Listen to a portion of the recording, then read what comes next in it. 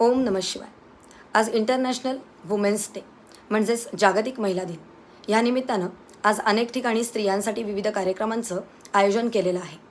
आनंदाचा क्षण म्हणलं की सेलिब्रेशन हे असणारच, परंतु हे सेलिब्रेशन, महिलांचा केला जाणारा हा सन्मान, त्यांचं केलं जाणारं हे कौतुक, त्यांच्याप्रती असलेलं प्रेम व्यक्त करण्यासाठी एकच दिवस का, रोज का नाही?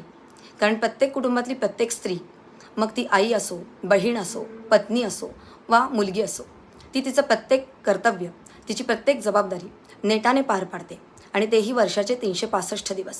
त्यामुळं ॲप्रिसिएशन हे सुद्धा वर्षभर झालं पाहिजे, एव्हरी सिंगल डे झालं पाहिजे. हा झाला एक विचार.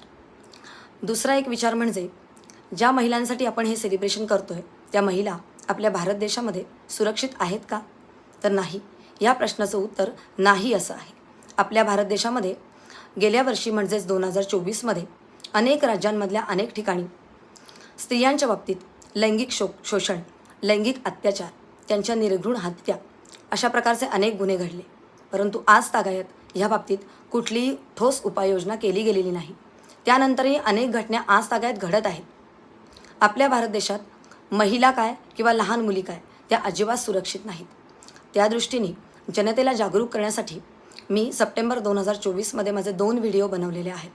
ते माझ्या आनंदी ॲस्ट्रॉलॉजी या यूट्यूब चॅनेलवर अवेलेबल आहेत.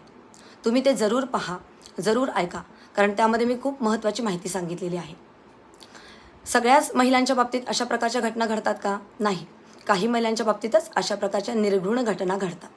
याचं कारण त्यांच्या जन्मकुंडलीमध्ये दडलेलं असतं.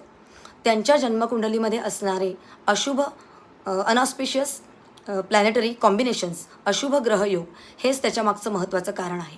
आणि हे कारण म्हणजेच ॲस्ट्रॉलॉजीच्या माध्यमातून अशा प्रकारचं अमूल्य मार्गदर्शन आपल्याला मिळू शकतं आणि ते तुम्ही जरूर घ्या. त्याचा तुम्ही जरूर फायदा करून घ्या. कारण योग्य वेळी जर आपण उपाययोजना केली तर खूप चांगलं. एकदा वेळ निघून गेल्यानंतर पश्चाताप करून आणि रडून त्याचा काहीही उपयोग होत नाही.